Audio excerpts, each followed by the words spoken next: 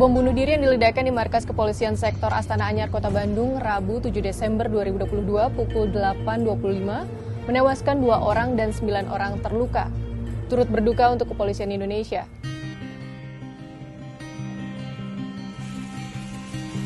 Dari kejadian ini berdasarkan rilis kepolisian, pelaku adalah Agus Suyatno alias Abu Muslim, pelaku bom Cicendo 2017 yang terafiliasi dengan JAD. Peristiwa ini seakan menjadi pemantik ingatan pahit akan rentetan peledakan bom bunuh diri yang melibatkan JAD terjadi di Surabaya Mei 2018 silam. Tim Kompas meliput 2 korban anak dari peristiwa peledakan di 2 lokasi, yaitu Gereja Katolik Santa Maria Tak Bercela dan Mapolrestabes Surabaya. Dari kedua anak ini kita dapat memahami secara lebih kompleks dan utuh tentang anak yang menjadi korban dari peristiwa terorisme di Indonesia.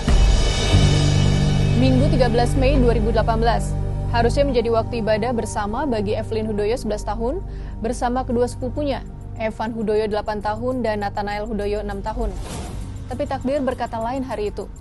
Pukul 7.19 WIB, saat mereka sampai di pintu gerbang Gereja Katolik Santa Maria Tak Bercela, seketika pandangan Evelyn menjadi gelap setelah mendengar deru suara motor dari belakangnya.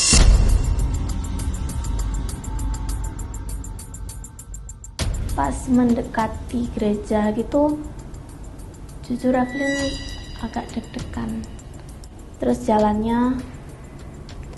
bareng, tapi emang Evelyn jalan lebih duluan.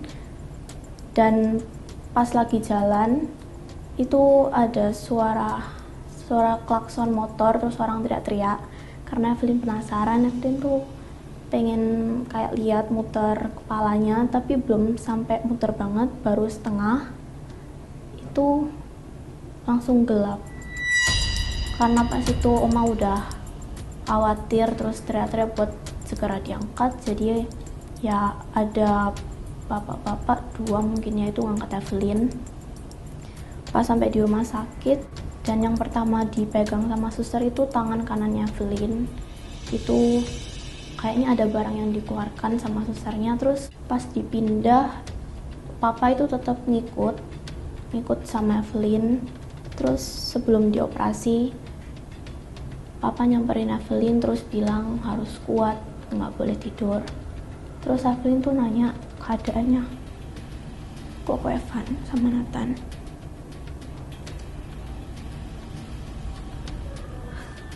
Pas itu papa bilang kalau dua-duanya udah nggak ada, dan bilang kalau Evelyn tuh nggak boleh nangis. Tapi pas itu Evelyn mikirnya pasti semuanya bohong, karena gak mungkin kan tiba-tiba meninggal gitu. Evelyn masih sangat ingat situasi chaos atau kacaunya saat itu. Seketika itu ia kehilangan kedua sepupunya yang dicintainya, belahan jiwanya, teman bermainnya. Derita Evelyn pun berlanjut di atas meja operasi rumah sakit yang harus dilaluinya. Operasi yang menyakitkan untuk mencabut serpihan bom yang merangsek masuk ke tubuh hingga luka bakar yang menghujam. Kalau lukanya itu udah kena dari atas sampai bawah. Kalau dari atas itu di sebelah mata bagian kanan itu ada serpian yang masuk, terus udah diambil sih. Terus di pipi juga sempat ada. Terus di leher bagian kanan itu ada bekasnya, terus di dalamnya itu ada logamnya juga.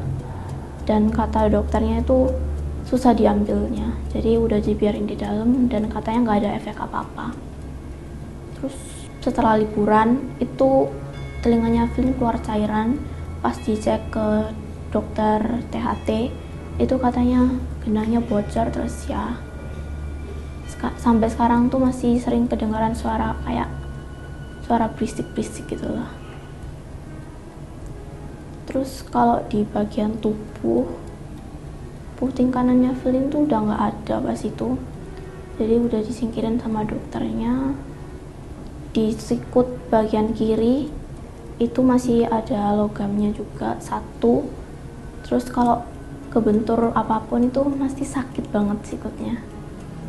Terus kalau bagian tangan kanan, itu tangan kanan di atas telapak itu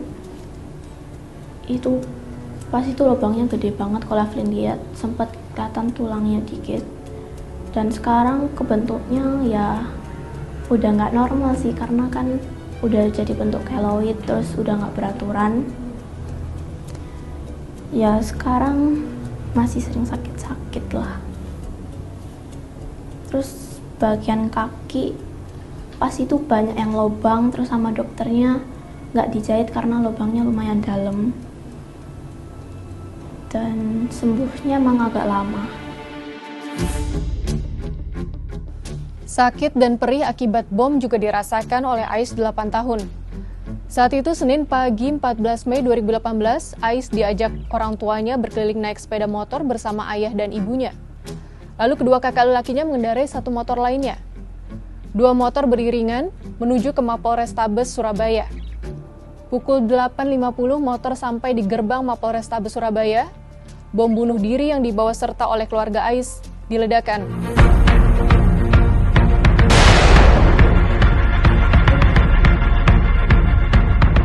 Ais terpental setinggi 3 meter. Tubuh mungilnya lunglai, namun nyawanya masih menempel di raganya. Seketika dirinya diselamatkan oleh anggota polisi, dibawa ke Rumah Sakit Bayangkara untuk perawatan medis intensif. Ais selamat dari maut, namun terluka di bagian perut dan tangan kirinya.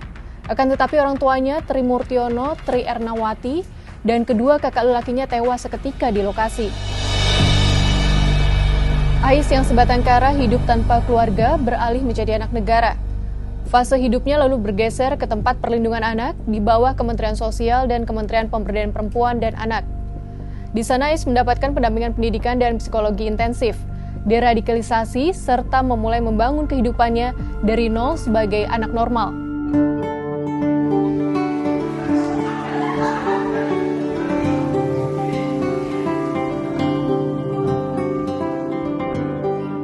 Kami mengikuti aktivitas keseharian Ais di lokasi perlindungan anak.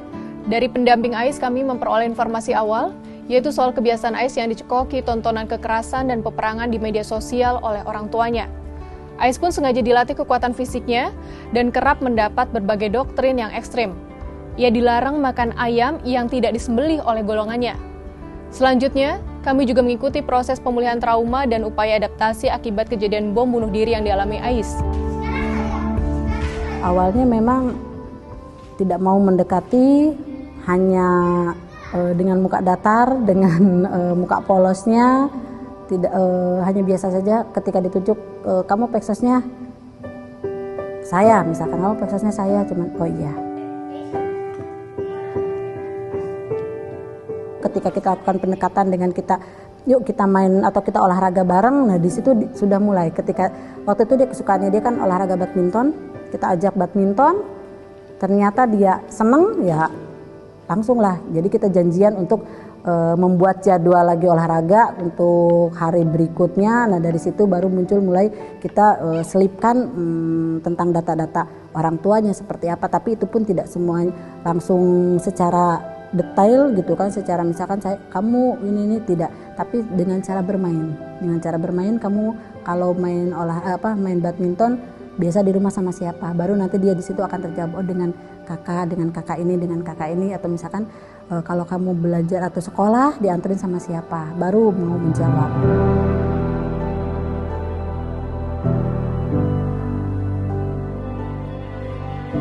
Meski kondisi menunjukkan sedikit demi sedikit perbaikan, tetapi kondisi ini tidak stabil. Ada saat Ais down, mengingat trauma dan kepedihan ditinggalkan orang tersayang. Jika kondisi ini menghampiri, Ais segera mendapatkan terapi relaksasi dan realitas.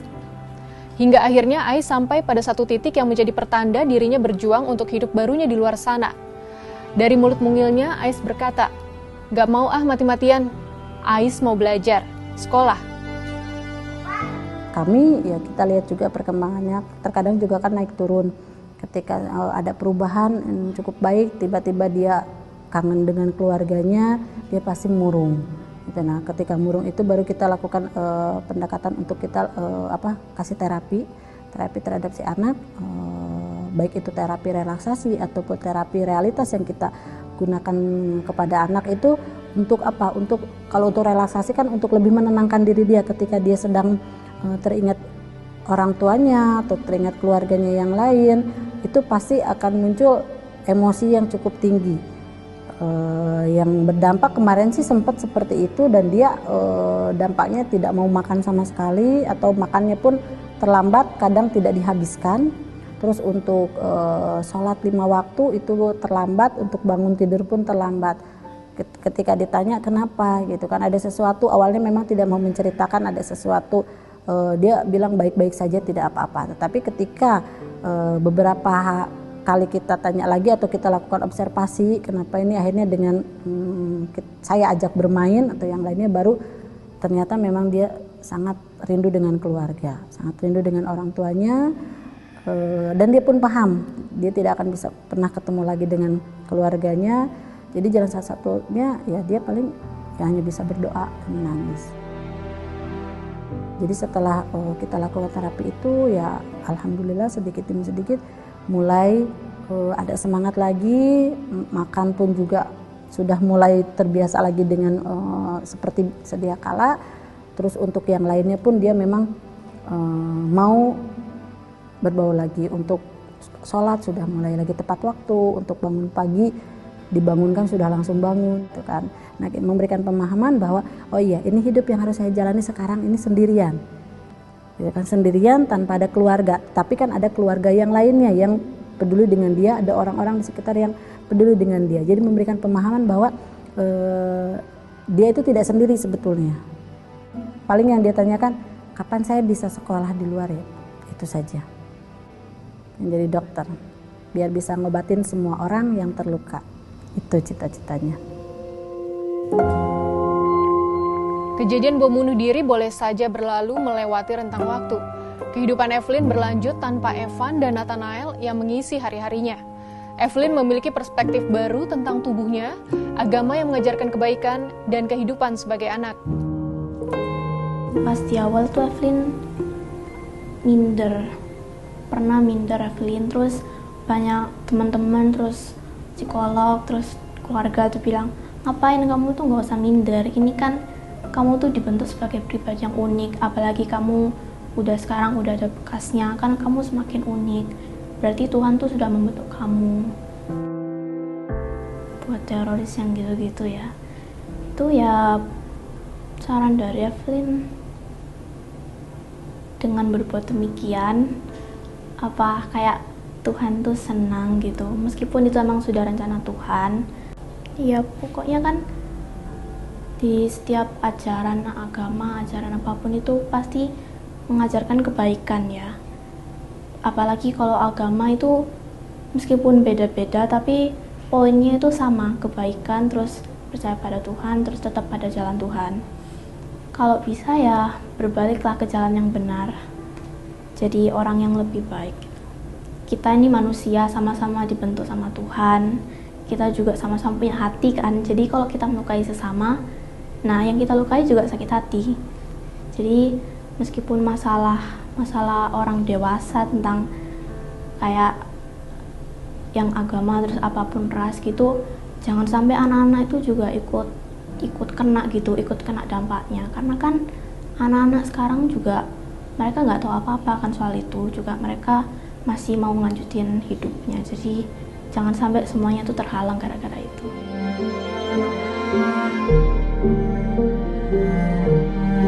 Harapan besar pun disematkan kepada sosok Ais. Seusai pendampingan di lokasi perlindungan anak, Ais berlanjut hidup di tengah masyarakat. Identitas dan lokasi dirahasiakan demi masa depannya. Harapannya semoga bisa menggapai cita-citanya, terus semoga dia bisa lebih selalu tersenyum, intinya selalu bisa bangkit dari masalah yang selalu menghadapi, karena semakin dia tumbuh besar, masalah pasti akan selalu ada dan akan beragam, apalagi dengan masa lalunya itu kan pasti akan ada lah yang ya mungkin dia masih merasa itu akan nempel gitu kan, tapi ya berharaplah keluarga yang masih ada ataupun misalkan masyarakat bisa membantu untuk tidak membedakan dia gitu kan, karena dia pun juga ingin diperlakukan sama. Assalamualaikum. Saya akan membacakan Pancasila. 1. Ketuhanan yang Maha Esa. 2. Kemanusiaan. Persatuan Indonesia. 4. Kerakyatan yang dipimpin oleh hikmat kebijaksanaan